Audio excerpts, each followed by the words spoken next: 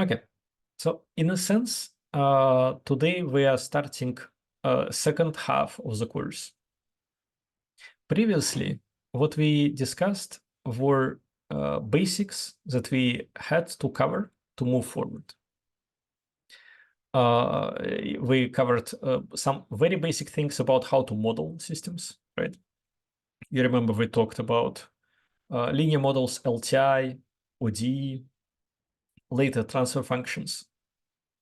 So those are our main modeling tools. We also discussed a little bit of what we're trying to do with control systems. For example, we talked about stability, right? One of the main aims that we have is for the systems to be stable in the sense of Lyapunov, asymptotically stable. In other words, to be stable to different initial conditions. Okay. We also discussed how we achieve those things using control design. Other than stability, we also had time to discuss reaction to input, right? Frequency response. So those are basics that we absolutely had to have before we could move on. But now we have all the basics and we can go into more complicated territory. We're still going to have completely new topic, new area open to us each lecture because we're very condensed. We're still going to cover a lot of material each lecture, but now we can go a little bit more into a little bit deeper. Okay. So today we're going to discuss one of those topics that is going to take us deeper. That is discrete dynamics, and we can add, I guess, discrete control. So let's get into it. Okay, so what is discrete dynamics? So first I will explain what it is, and then I will explain why we may want to learn about it.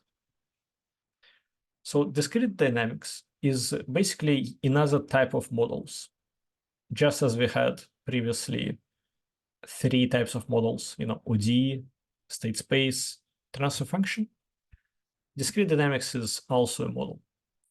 So it says that next value of x, so x sub I plus 1, will be equal to the current value of x times state matrix A plus current time value of control times control matrix B.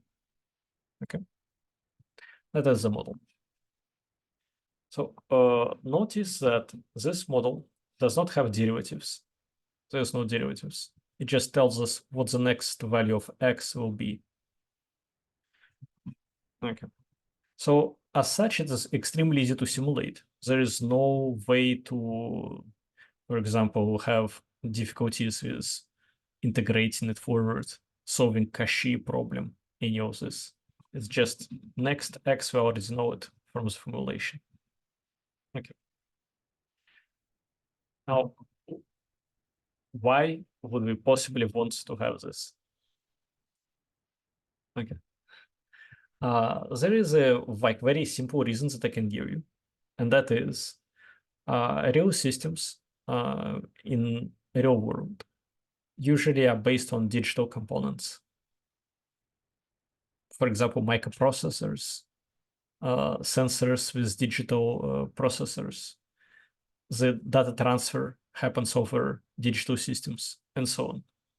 So all those digital systems, they have a problem of running at a certain frequency, right? Running at a certain frequency. So they can only update their outputs or read their inputs so many times a second. Okay. That means that they don't act as a continuous system, as a system with continuous time. They act at discrete time intervals. So let's say if you run at a frequency of 10 kilohertz, right? 10 kilohertz, that would mean that your update frequency So the time for your update will be 0.0001 second. So that's 1 second, or which is the same 100 microseconds. How do you write microsecond? Let me write. I remember how to write milliseconds. So let me just put like this: 0.1 millisecond. Okay. All right. So that is the situation. That is the situation. You, if you use a digital component, it is not going to behave continuously. It's only going to update at this finite rate. Okay. That is a good enough reason not to model it as a continuous system, but instead model it as something that has those discrete jumps. So current state, next state, current state, next state, right? Okay. That is one reason you can bring. Another one is, so this reason comes from the fact that we use digital technology very often. Another reason, and also quite pragmatic, is you can also model a lot of stuff using this type of dynamics. We are going to discuss a little bit later how to do it. But for now, just trust me. Almost, like not everything, but a lot of stuff can be modeled this way. And this model, you can already see it is much simpler. Like it's much simpler than differential equations. So if you can make control design and everything else work for this model, why not use it? Why not use it? There will be other reasons, such as like some problems just naturally are easily described in this format, whereas in continuous time format, they're not naturally described, right? But for now, let us just limit ourselves to like those models are somehow easy, and the digital world likes these models because they describe well its discrete nature. So these are discrete models. Okay, discrete models. Now, for example, if we want to control a system described by this equation, I can use this type of control. Right? You can see that this looks exactly the same as control for continuous time system. So just so we have this in front of our eyes, we often say that this is discrete time. Discrete time. So it will be called dt sometimes, discrete time. Whereas continuous time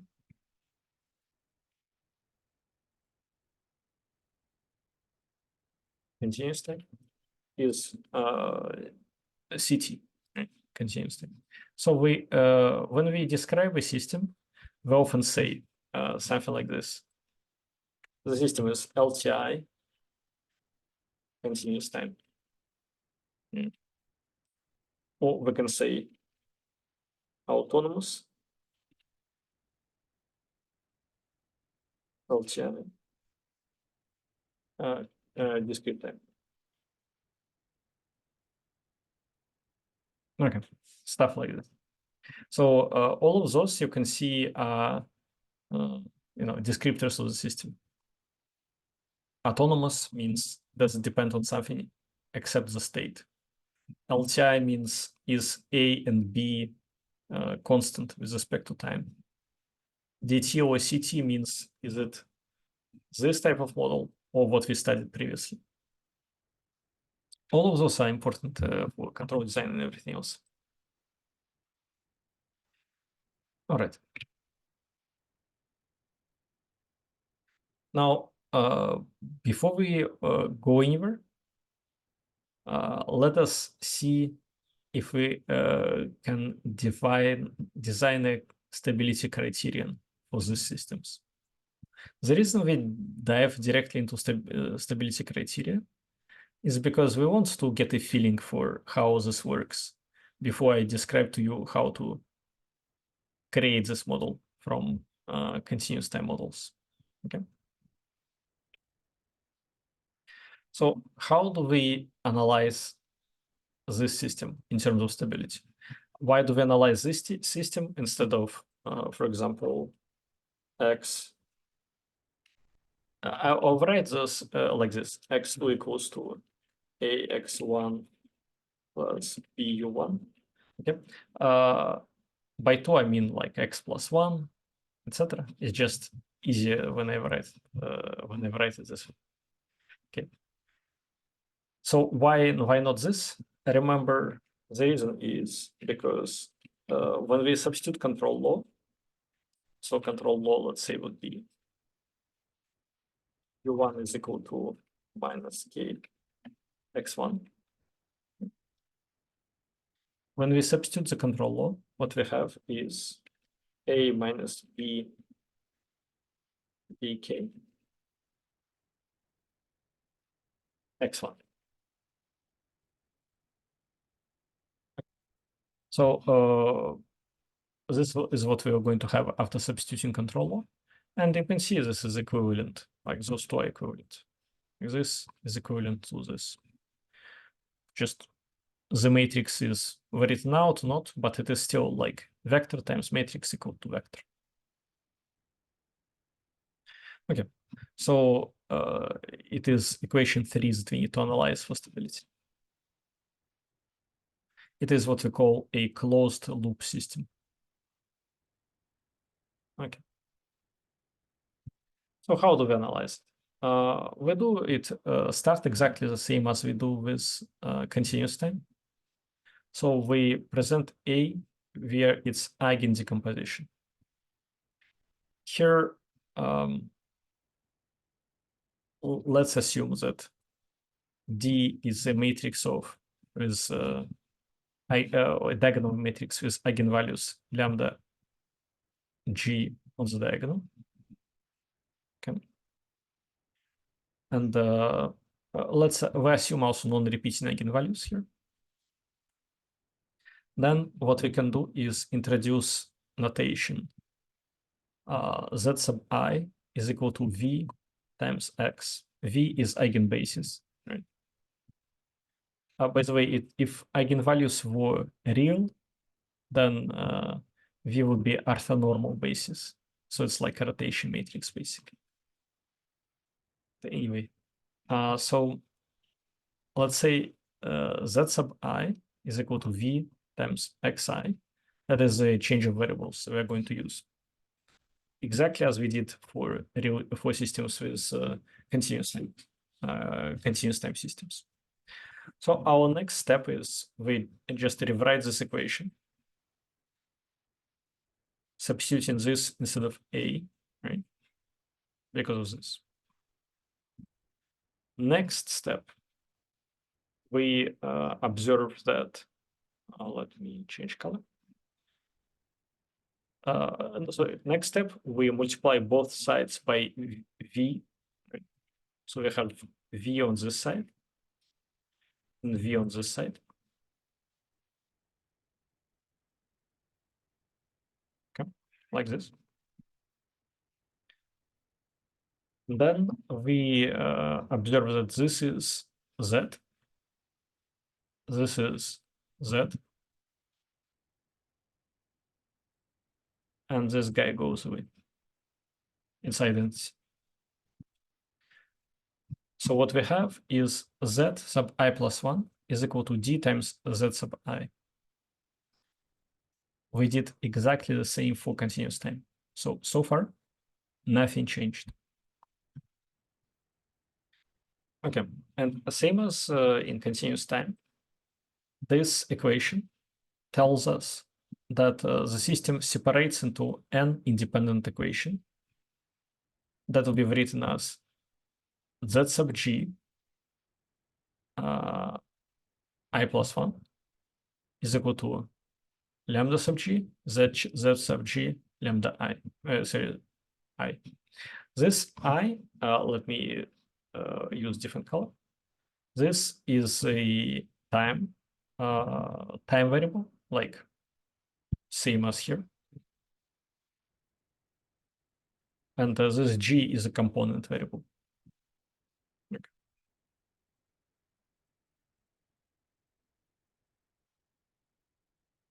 All right. So the next value of this z sub g will be equal to lambda times the previous value of this z sub g. Now let us consider this equation. Okay. So we find that absolute value of this component will dwindle with time, so it will decrease in decrease in value after repeating steps, if and only if lambda is less than 1 by absolute value. How do we prove this? Well, we can divide this by this. Okay. They're scalars, so unless they're 0, we can divide. If they are 0, then no matter what lambda is, it's still going to be stay 0, so it doesn't matter. So if it is not 0, we can divide. So we divide, take absolute value, and it is equal to lambda by absolute value. Right? So we don't know if the sign changes. That is not very important for us. So for us, what is important is that the ratio depends on lambda. Okay. If lambda by absolute value is less than 1, then the ratio is less than 1. This means that if the ratio is less than 1, it means that on the previous step, the vector was bigger than on the next step. Okay, so it dwindles. Right? Can behave like this, for example. Go from bigger to smaller, to smaller, to smaller, to smaller, to smaller, to smaller. Okay, so it kind of dwindles. That sounds very good. Of course, this rotating behavior would only be possible if lambda was complex. If this is real, then the behavior would be like this: bigger, smaller, smaller, smaller, smaller, smaller, smaller, and so on. Right? It's going to stay on the same line because of how this equation is written. If lambda is, by the way, negative real, then the behavior would be like this.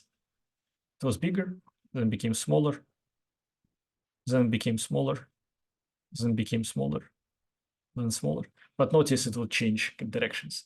If lambda is negative, it would kind of go from being positive to being negative, then back and forth. Okay.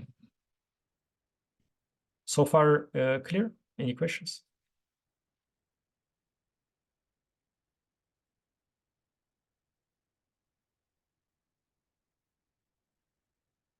Okay.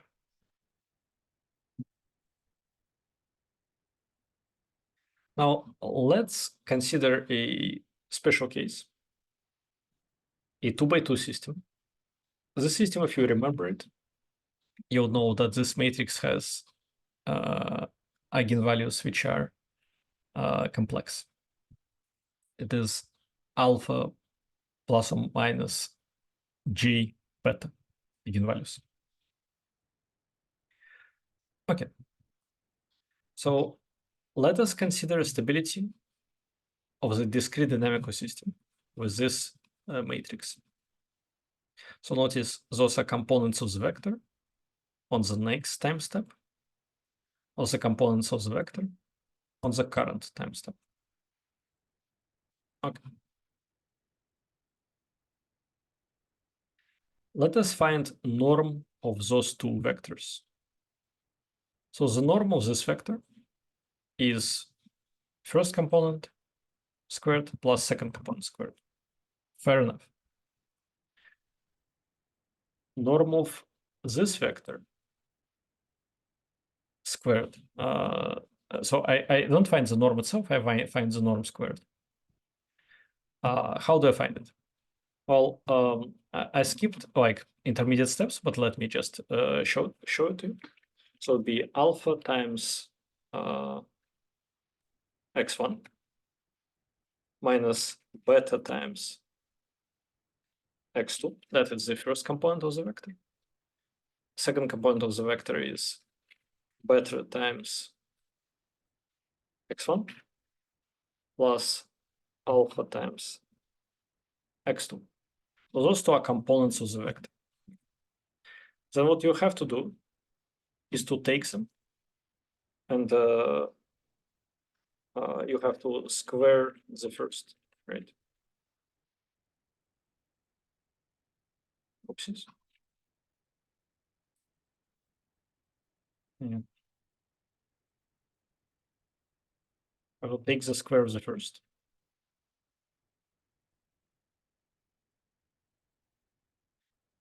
Plus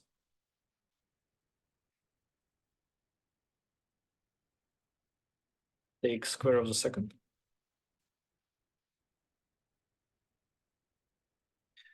And when you open the brackets, what you would see is that a lot of those components will be the same and they will be opposite sign. They will cancel.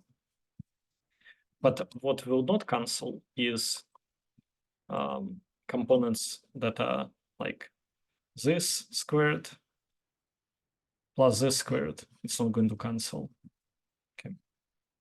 Or this squared and this squared. That's not going to cancel either. But the components in between will cancel. Okay. All right.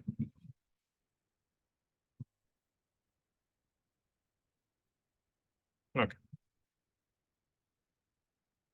So the final answer would look like this. Okay.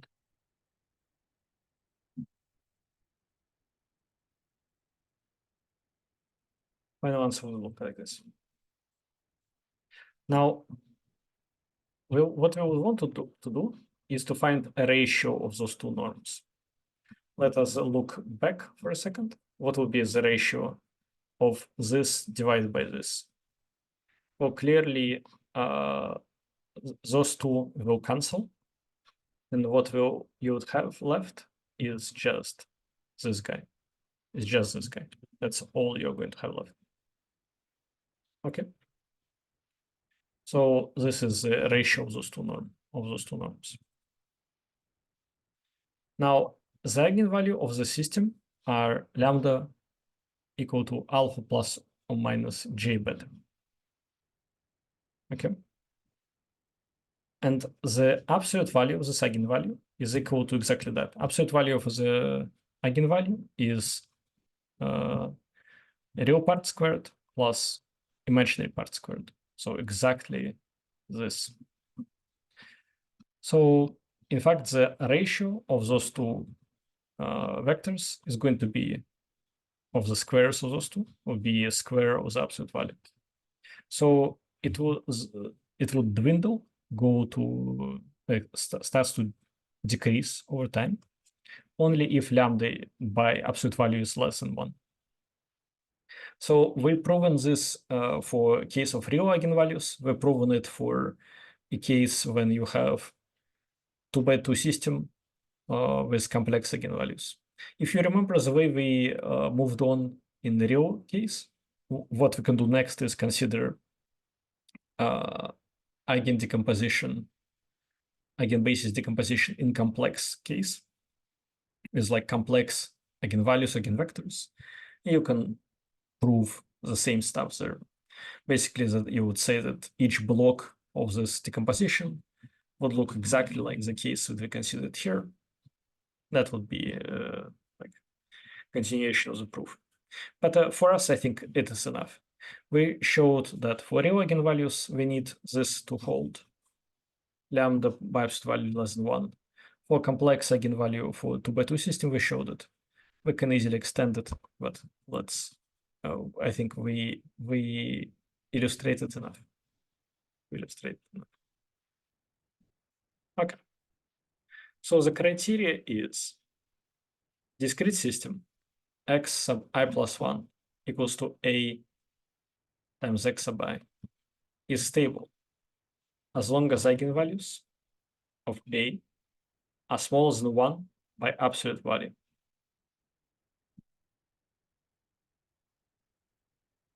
Okay, so this is, you can say, asymptotic stability criterion. If you want marginal stability, sorry, this is marginal stability criterion, because of the inequality here is non-strict. If it is strict, it would act as asymptotic stability. If it is non-strict, it acts as marginal stability. Okay. By the way, matrices, you remember that for continuous time, the matrices that are stable were called Hurwitz, right?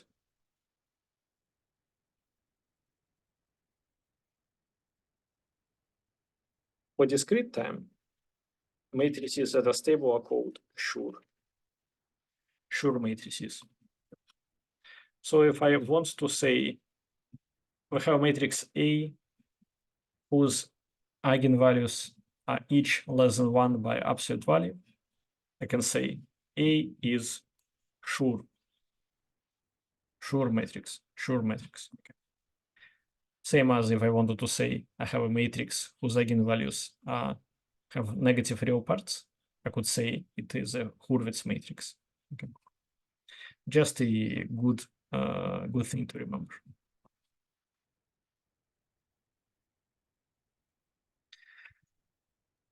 All right. Now we saw how to deal with those matrices. We basically see it as very similar. We have a stability criterion. It's also eigenvalue stability criterion. So from that, we instantly see that we can do pole placement on these matrices. Just the poles would have to be different, right? We instantly see that basically it's like the control stuff would going to be very similar. Okay, now the question is, how do we get those systems? Like, it is nice that we can analyze them, even design control for them, but how do we get them? Like, how do we get those models? Like ODE, where we have x dot equals to ax. You can kind of imagine that they, like I said in the first lecture, you can get them from second order ODEs, for example, like, m phi double dot plus mu phi dot, etc. All of this, which is a legitimate mechanical equations, right? Pendulum, maybe spring mass damper, all of those, like motor equation, DC motor equation. You can directly get them from mechanics, and they give you state space. But how do you get this? All right. So let's start. Let's start looking into this. This is going to be a little bit harder than what we saw before. So let's pay attention for the next 15 minutes, I guess. It's going to be a little bit hard. Okay. To do justice to the topic, we have to first understand how to solve continuous time equations analytically. Okay. So that's differential equation stuff, and we need it. So let's just dive into it. So to do it well, we need to first remember definition of a exponent. So exponential can be written as time series, okay, as a series. The exponential e to the power of a is, by definition, 1 plus a plus 1/2 a squared plus 1/6 a cubed, and so on. It is 1 over n factorial, a to the power n, summed from 0 to infinity. Okay, that is the definition of what exponent is. Okay, series. Now, there is a matrix exponential. Like this, maybe most likely you think of this as a number 2.7 something, right? Like a number which has very nice properties, which have to do with how you exponentiate and so on. This now does not look like a number, just looks strange. This just looks strange. Like, what is this? is just hard to describe what it is. Okay, but we define it in exact same way. So e to the power a, where a is a matrix, is defined as a series identity plus a plus 1/2 a times a, 1/6 a times a times a.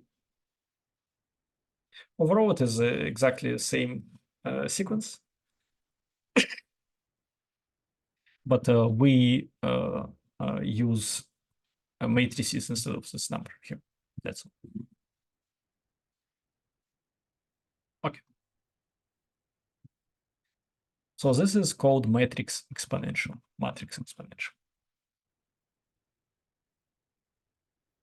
Okay. Now remember that ODE of the type x dot equals to ax has analytical solution, which is x of t equals to e to the power at times x of 0. Okay.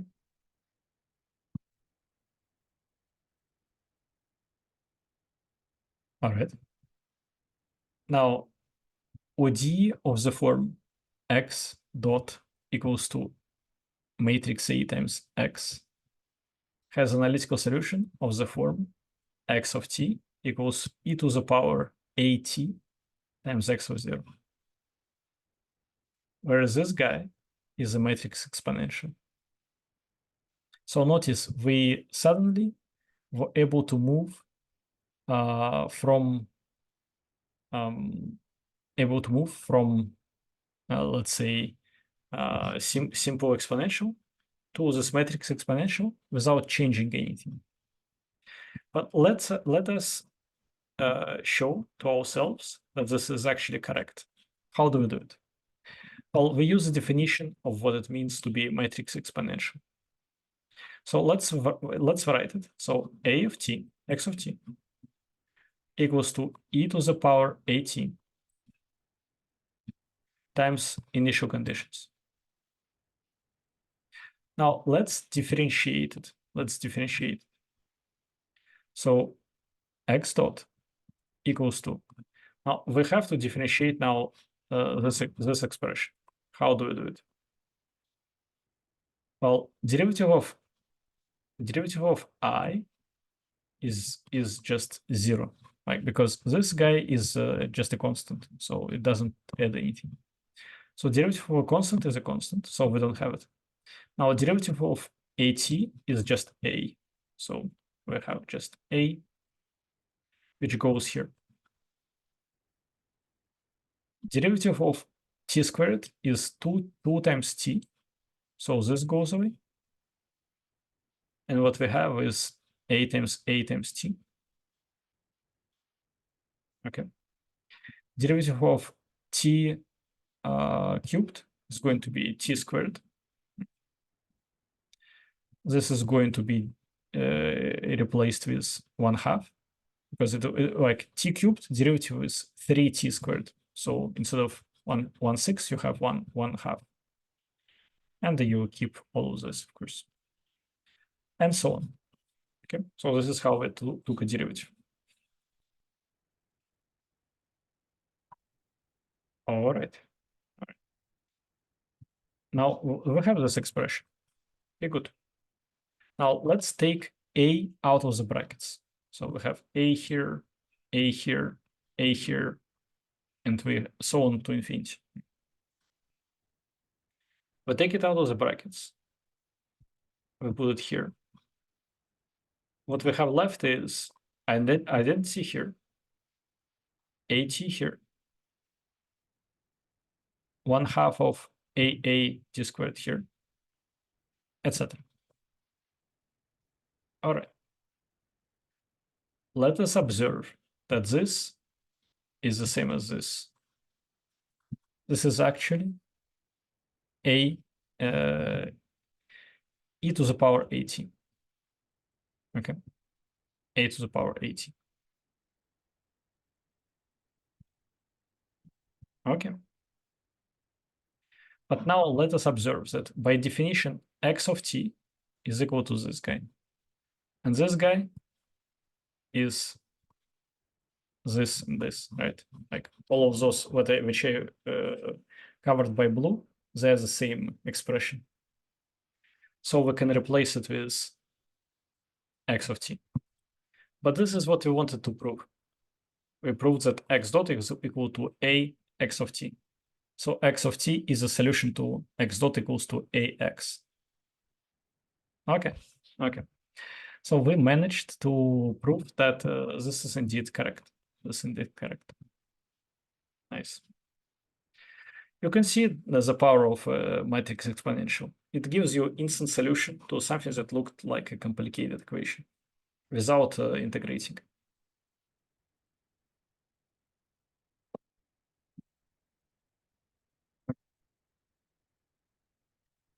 Next, do you have questions about it?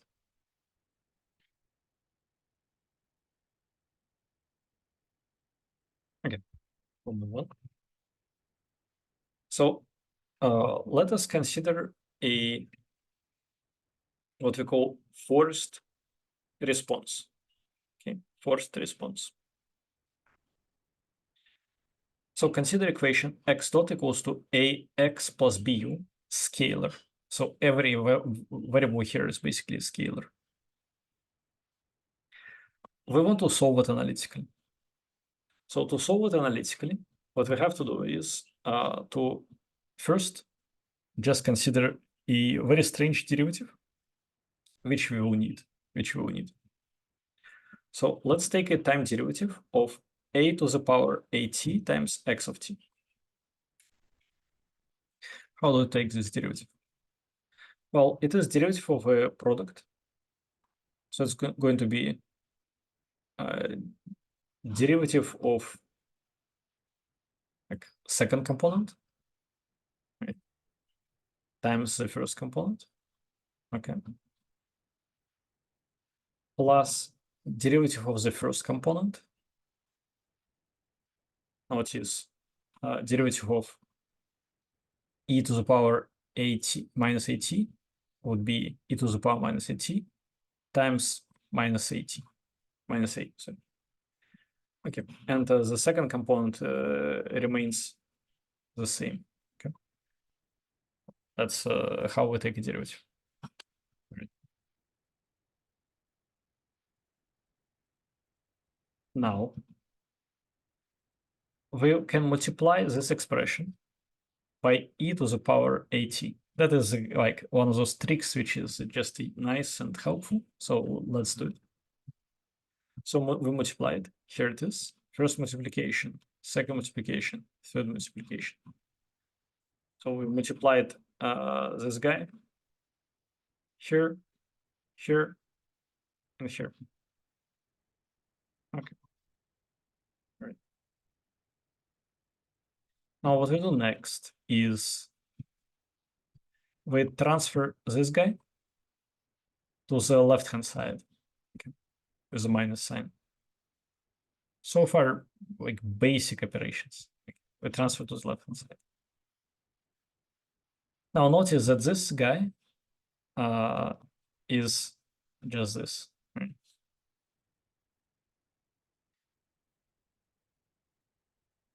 Is it? Yeah, it is. It is. It is. Just a here and a here. They just like the switched positions, but it's scalar, so it doesn't matter. Okay. Now, since it is the same, we could replace it. We could replace this with this. That is what we're going to do. Okay. Now we can integrate both sides. So we integrate this side, integrate this side. Okay. Let's look next step. So we integrate both sides. Nothing changes. It's just the same expression. How do we integrate? Well, here is just the integral over derivative, right? So it's just going to go away. Like basically, integral is going to go away. derivative is going to go away. You just have to evaluate it at the original function at both intervals. So at t and at 0. So again, you have to take this function, evaluate it at t, you get this, and evaluate it at 0, you get this. Okay. Why is this? Because e to the power 0 is 1. Okay. All right. Left-hand side, notice, did not change.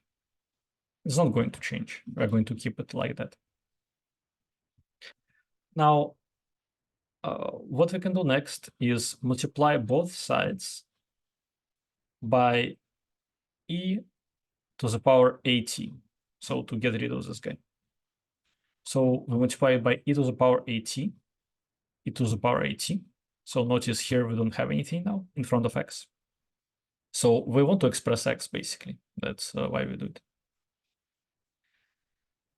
And finally, if we want to, we can transfer, as a last step, we can transfer this guy under the integral. But notice that this t does not become tau. It's not going to become tau. It's going to stay the same. It's going to stay as t. And since we have minus tau here, it's going to be t minus tau times a. Okay.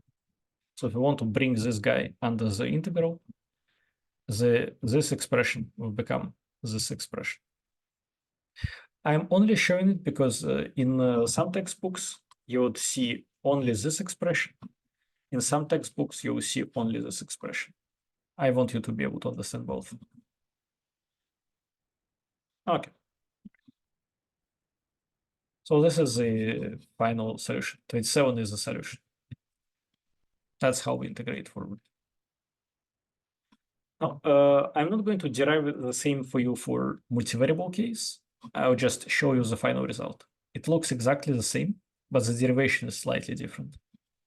So x of t equals to e to the power at x0. So that's the same, but matrix exponential now. And integral is e to the power a t minus tau times b u of tau dt. So looks exactly the same, but it's matrix exponentials now. Or equivalently, you can take this out of the integral. So same stuff, same stuff. Okay, so this is how you analytically solve ODEs. Why did we need this?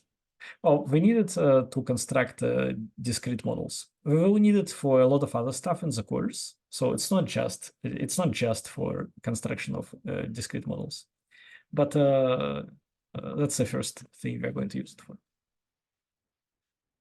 Okay, all right. So that is it. Now we can finally construct models. Okay. So if we have a solution to our continuous time system, we can consider how it goes from time t0 to time t equal to delta t. Okay. Now let's assume that u of t on this interval is constant equal to u0. Okay, on this whole interval. Let us also denote x of 0 as x0 and x of delta t as x1. Then what we have is x1 is equal to x0 times this matrix, right? Where did delta t come from? Well, it is x of delta t, right? And in the original formula, it is e to the power at, right? Okay. For exact same reason we have here the same exact thing. And here it is from 0 to delta t again. Why? Because this delta t, right? This is definition. Here we have e to the power a tau times bu d tau. We could actually take this integral since bu is a constant. We could actually take it. I'm not going to right now, but we could take this integral. It's not crazy. It's not crazy. Okay.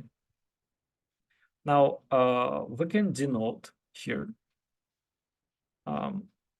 this guy as our new A matrix.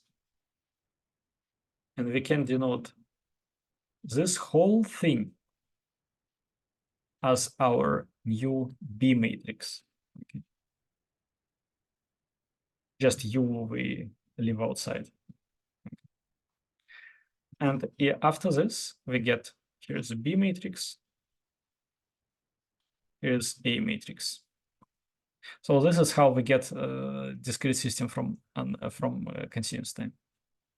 Now, two observations, quite important ones. First, this is very accurate. This is exactly accurate. For linear systems, this is going to give you a model which is not going to have any approximation. It's going to be exact. Okay? That is invaluable, extremely good. You don't have to do it though. Like, you don't have to be exact. You can be like approximate. That is what a lot of people in engineering practice do. The reason is because like here we have already a linear model. In engineering practice we don't. So there are a lot of things like that. But yeah, this is the exact model. Of course, there will be software that computes this for you. But also it is quite simple, so you can compute it yourself. Okay, all right. We saw how this is done. Now, it can be, we could do it simpler. Simpler is via finite differences, okay, finite differences. So let's consider this system again.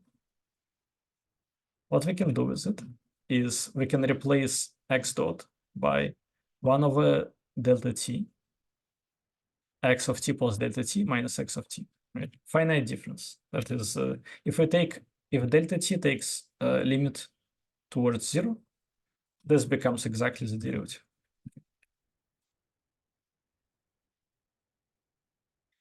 Now, x dot can be defined in different ways.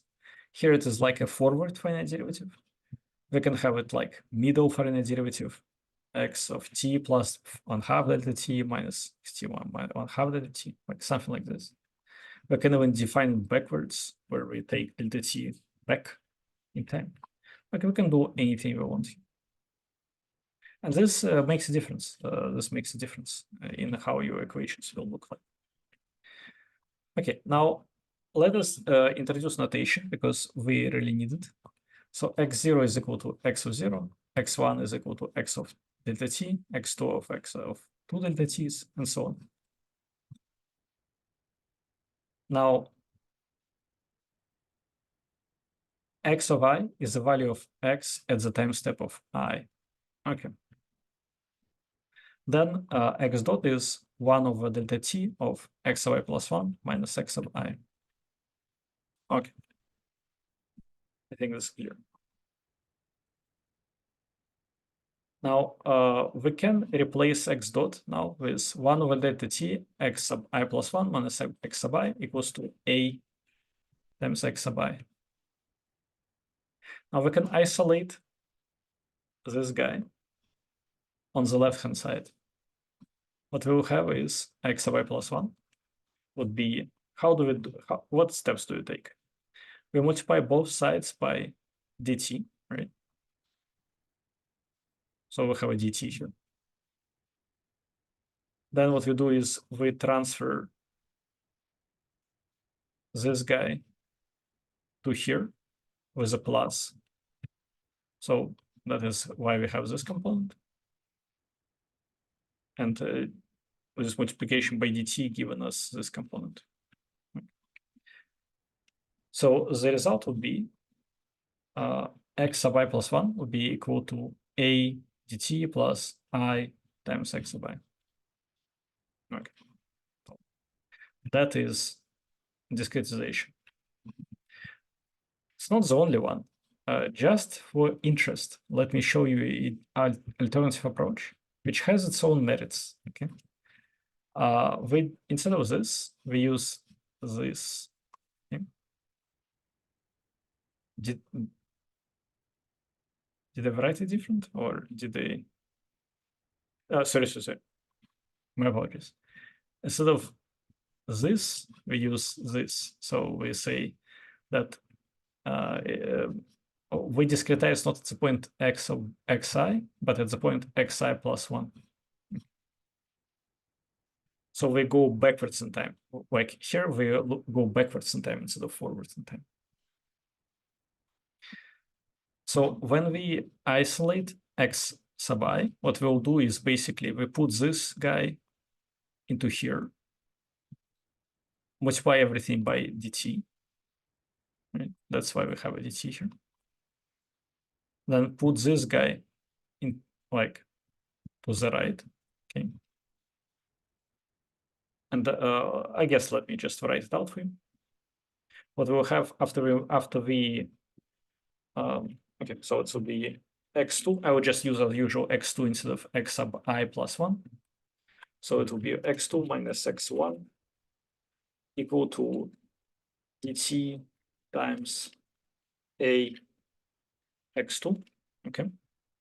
Put x2 to the left-hand side. We get I minus a dt x2. Put x1 onto the right-hand side. This is equal to x1. Okay. Next step, multiply everything by I minus a dt, but we have to invert it. So it will be inverse. And this is what you see, expression 42. So you can see the difference is staggering. This one is simple. This one is not. But numerically, expression 42 has advantages. I'm not going to discuss them right now. It has to do with numeric stability, but it has advantages. But of course, much harder to compute. Okay.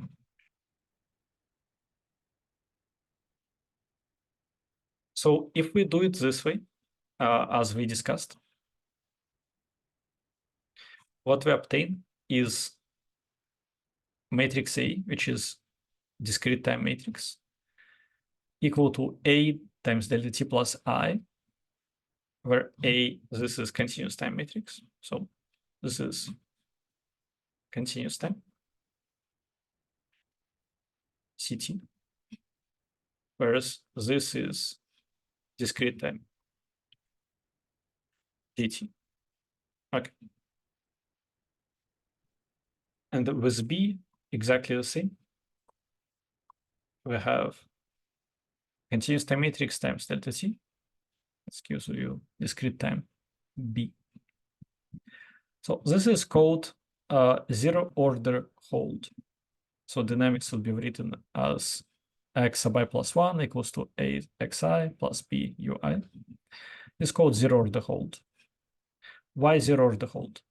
Basically, geometrically speaking, this is equivalent to say our dynamics behaves as if the state and the control remain constant throughout the whole integration period. The difference is this guy assumes that the state and control kind of like stay completely the same, then instantly jump, stay completely the same, instantly jump. Whereas, for example, this guy actually doesn't assume anything. It knows exactly how it goes. Okay. But this just assumes that everything stays like this. Zero of the hold. Almost any control software can do it. So it's a very popular thing. And you can do it too. You can see how easy it is. Take your A matrix, multiply by delta T plus I, you're done. So this is geometry of zero of the hold. You can see how it looks.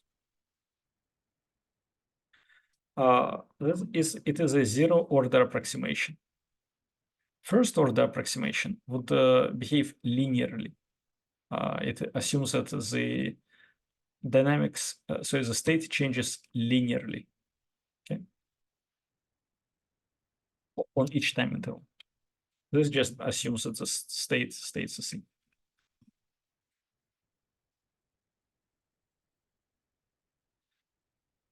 All right. We managed somehow. We managed within allocated time. So here's a reading recommendation for this lecture. I would recommend, if you I would seriously recommend to try to do this stuff just as an exercise, just like try to repeat my derivations. Maybe if you want, you can try to look up how to do this derivation, how to derive this. Will be a very good exercise. It is completely within your abilities to do it. So there is nothing complicated here. For u of tau, which is constant. If u of tau is not constant, it might be difficult, but assume constant. Okay. All right.